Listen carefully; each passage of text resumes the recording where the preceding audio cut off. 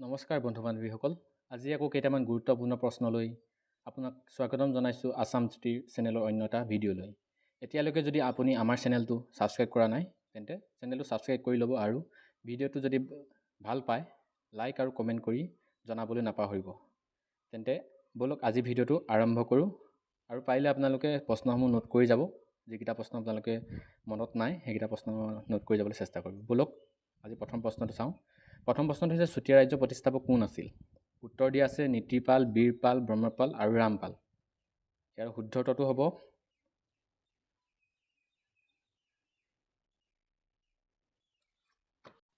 Birpal. ২ number প্ৰশ্নটো হৈছে অসমৰ উচ্চ ন্যায়ালয় ক'ত অৱস্থিত?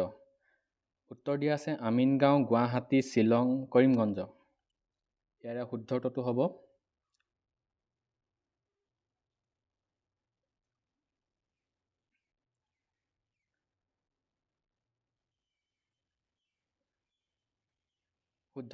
Guwahati, option B. শুদ্ধ উত্তৰ অপশ্যন বি গুৱাহাটী। ৩ নম্বৰ প্ৰশ্নটো হৈছে অসমৰ প্ৰথম মুখ্যমন্ত্ৰীগৰাকী কোন আছিলে? অসমৰ প্ৰথম মুখ্যমন্ত্ৰীগৰাকী কোন? উত্তৰ দিয়া আছে এ গোপীনাথ বৰদলৈ, বি বিষ্ণুৰাম মেধি, চি তৰুণ গগৈ আৰু ডি কালিৰাম মেধি।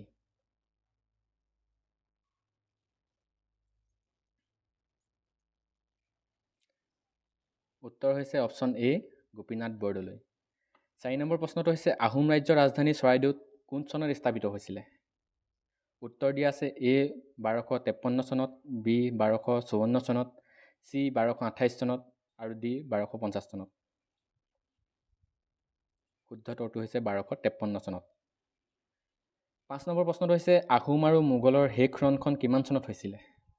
উত্তৰ দিয়া আছে এ 1526 চনত, বি 1672 চনত, চি 1682 চনত আৰু ডি 1682 চনত। শুদ্ধ উত্তৰটো হ'ব 1682 চনত। এই ৰণখনৰ ইটাখুলি ৰণ বুলি জনা যায়। ৬ নম্বৰ কুৱেশ্যন হৈছে অসহযোগ আন্দোলন অসমত কিমান চনত আৰম্ভ হৈছিলে? অপশ্যন দিয়া আছে উত্তৰ 1921 চনত, 1926 চনত, 1920 চনত আৰু 1942 চনত।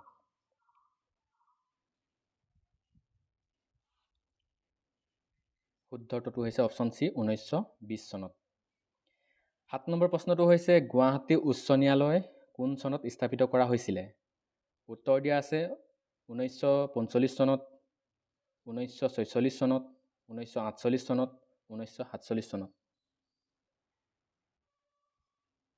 গুৱাহাটী উচ্চ ন্যায়ালয় কোন চনত স্থাপিত কৰা হৈছিলে?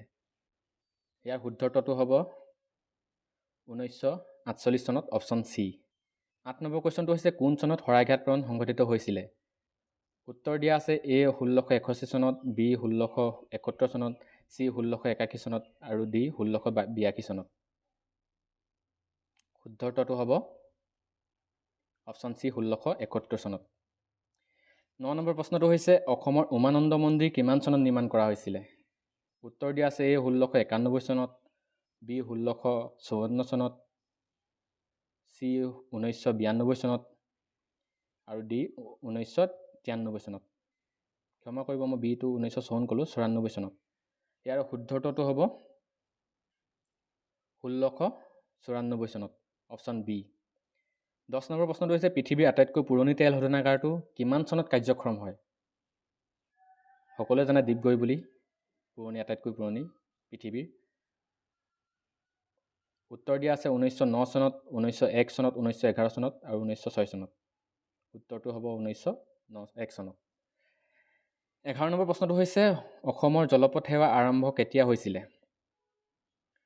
1947 চনত, 1847 চনত, 1945 চনত আৰু 1950 চনত। অসমৰ জলপথ সেৱা কিমান চনত আৰম্ভ হৈছিলে?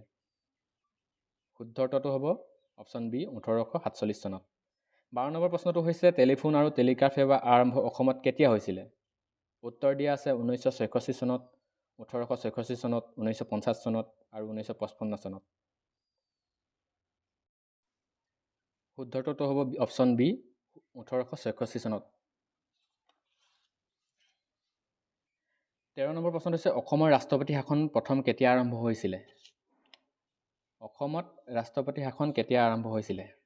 উত্তৰ দিয়া আছে 1959 চনত, 1969 চনত, 1979 চনত আৰু 1989 চনত।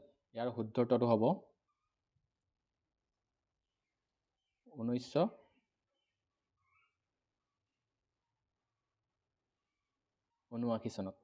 14 নম্বৰ হৈছে অসম সাহিত্য সভাৰ প্ৰথম কেতিয়া অনুষ্ঠিত হৈছিলে? অসম সাহিত্য সভা প্ৰথম কেতিয়া অনুষ্ঠিত হৈছিলে?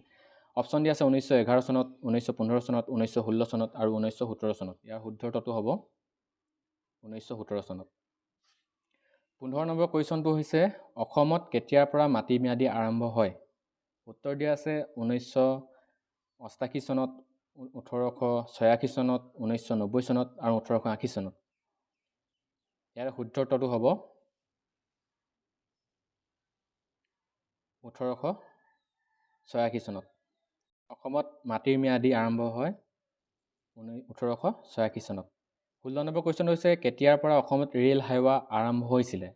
উত্তৰ দিয়া আছে 1982 চনত, 1882 চনত, 1880 চনত আৰু 1970 চনত। ইয়াৰ শুদ্ধ উত্তৰটো হ'ব অপশ্যন বি 1882 চনত। আজি শেষৰ কুৱেশ্যনটো হৈছে কোন চনত মহাত্মা গান্ধী অসমলৈ আহিছিল? উত্তৰ দিয়া আছে 1920 চনত, 1923 চনত, 1924 চনত আৰু 1921 চনত। পিছে এই এনচাৰটো আপোনালোকে দিব কমেণ্টত। আৰু চবেইতো জানেই, প্ৰায়ভাগৰ মনত আছে পঢ়ি থকাবিলাকৰ। তো তথাপিতো দিব, কোনে কোনে চাই আছে ভিডিঅ'টো, একেলগে গম পাম তেতিয়া। আজিলৈ ধন্যবাদ। কমেণ্ট কৰিব বুলি আশা থাকিল।